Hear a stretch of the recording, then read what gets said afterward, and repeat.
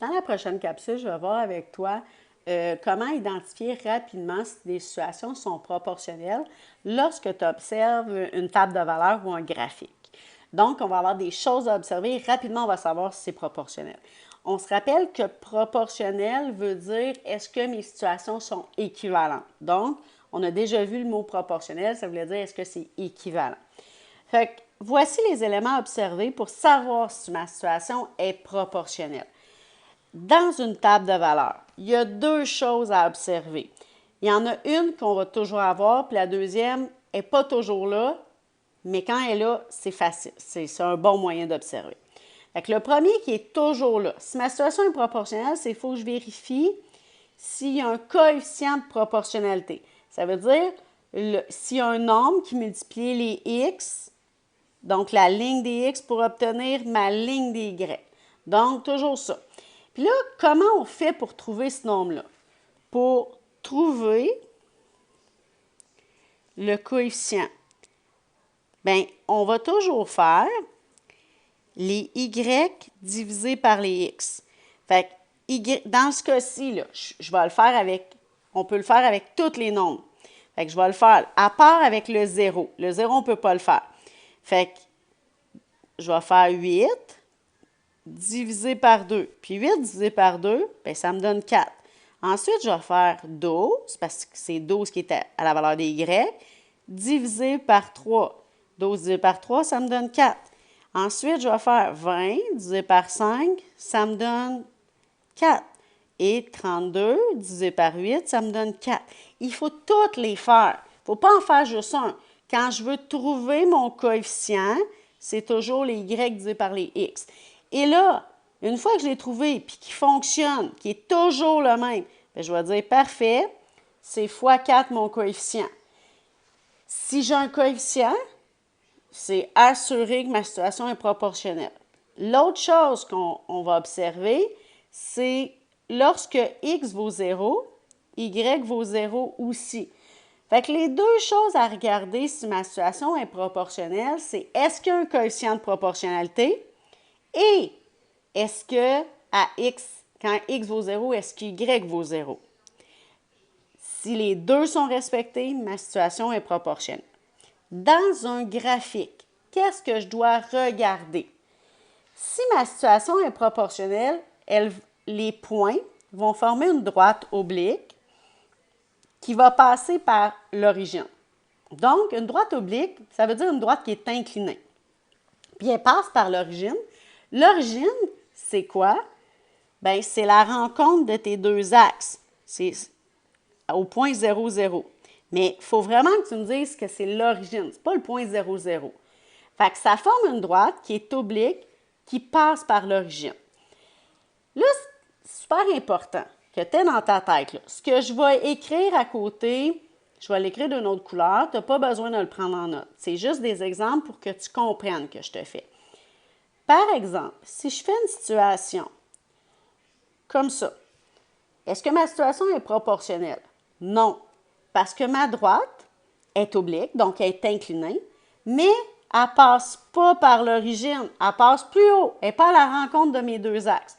Donc, ce n'est pas proportionnel. Ensuite, si je fais une droite comme ça, ma droite est inclinée, mais à part ici, je suis pas à l'origine, je ne passe pas par le point d'origine. Donc, pas proportionnel. Si je fais une droite comme ça, ma droite, elle ne passe pas par l'origine. Parce que si je la prolonge, bien, elle va passer en dessous du point 0, 0. L'origine, là, c'est la rencontre ici, là. Fait que c'est en dessous. Fait que c'est pas proportionnel. Si je te fais une droite comme ça, ma situation n'est pas proportionnelle. Même si je passe par l'origine, c'est pas proportionnel parce que c'est une courbe. Et il faut que ça soit vraiment une droite. Tous mes points doivent être alignés et ça doit former une droite. Fait que toutes les situations que j'ai fait à côté, c'est pas proportionnel parce qu'ils ne respectent pas un des critères. Là, ce qu'on va aller faire, on va aller faire des exemples pour valider si tu comprends. Fait que les exercices. Premier exercice, on va travailler les tables de valeurs. On va regarder la table de valeurs puis on va se demander si les situations sont proportionnelles. Donc, première chose, on va aller trouver notre coefficient de proportionnalité. Parce que il faut que je trouve mon coefficient, bien, voir s'il y en a un premièrement. Fait qu'on a dit que tantôt, pour trouver le coefficient, il faut faire les y divisé par les x. Fait que je vais le faire partout. Fait que je vais faire 6 divisé par 1, ça me donne 6. 18 divisé par 3, ça me donne 6. 30 divisé par 5, ça donne 6. 36 divisé par 6, ça donne 6. Puis là, pas parce qu'à date, il donne toutes 6 que je ne dois pas toutes les faire, parce qu'il pourrait y en avoir juste un qui ne fonctionne pas, puis ma situation ne sera pas proportionnelle. Fait qu'il faut vraiment que j'évalide tous. Ensuite, 42 divisé par 6, ça donne 6. Et 48 divisé par... et là, je suis allée trop vite.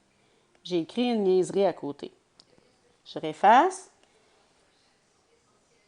J'ai 42, c'est divisé par 7, parce que c'est toujours le y divisé par x. Donc, 42 divisé par 7, ça donne 6.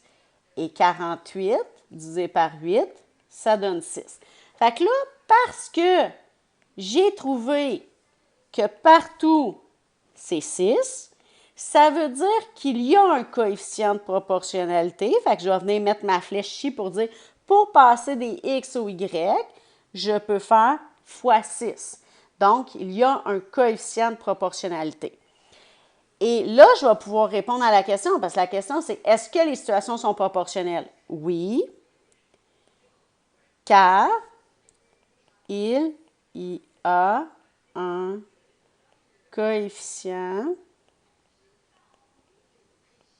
de proportionnalité. Puis là, entre parenthèses, je vais marquer fois 6. Fait que je sais qu'il y en a un, puis en plus, je valide c'est quoi.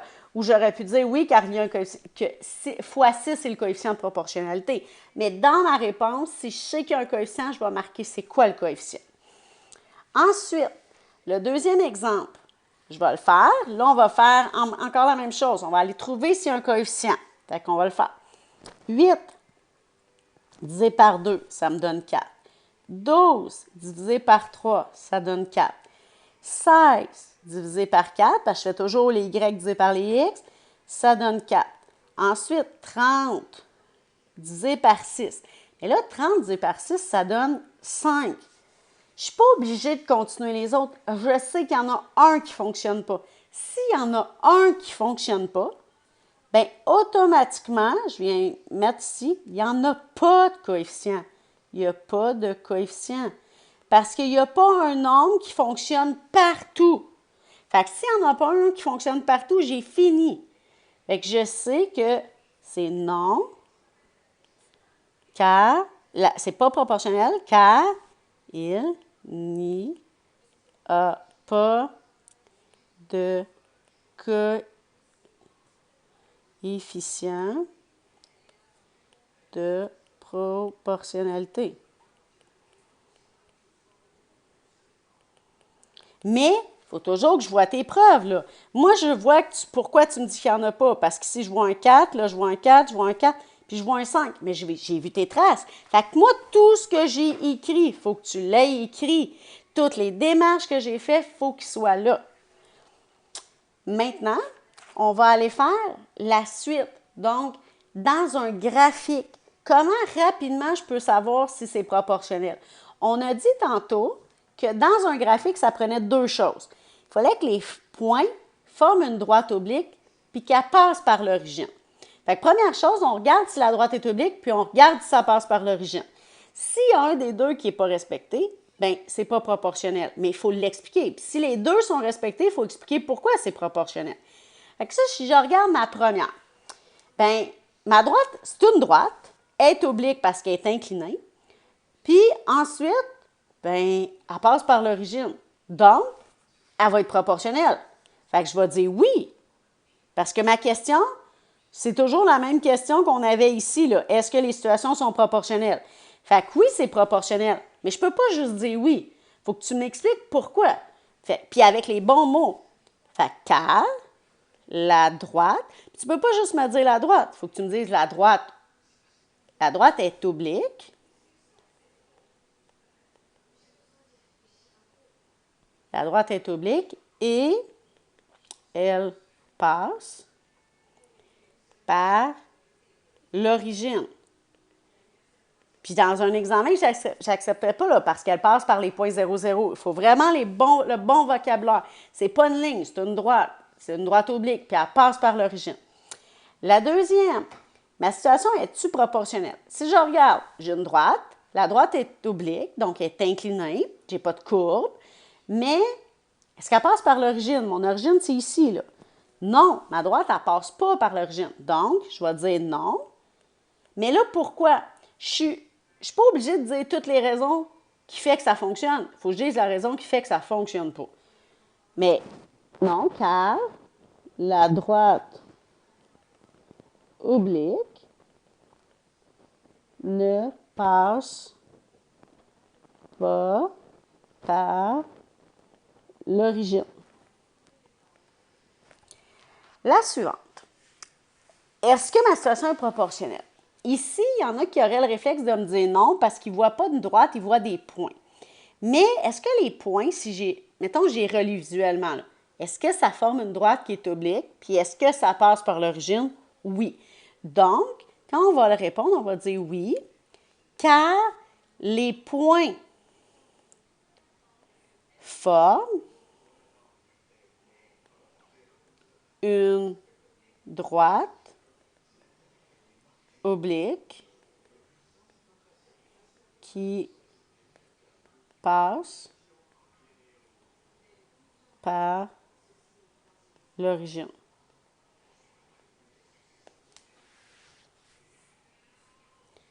Le F. Est-ce que j'ai une droite oblique? Non. Est-ce qu'elle passe par l'origine? Non. Fait que j'ai aucune des conditions. J'ai une courbe ici. Fait que je vais dire, ben non, c'est pas proportionnel. Car la droite, est-ce qu'elle est oblique? Non. La droite n'est pas oblique.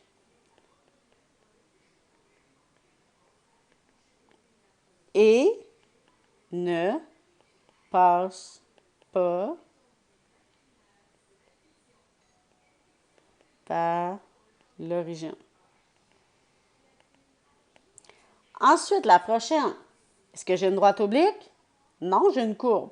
Est-ce qu'elle passe par l'origine? Non plus. J'ai rien qui passe par le centre, le point 0, 0.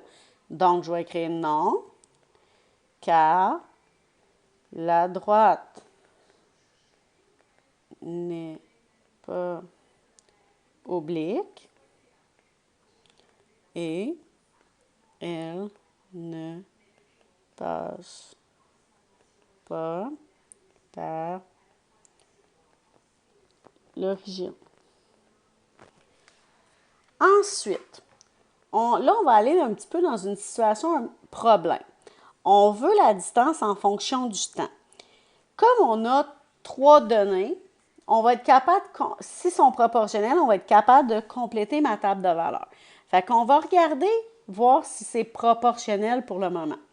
Fait qu'on va on va vérifier s'il y a un coefficient de proportionnalité. Là. Mon but, c'est de vérifier s'il y a un coefficient.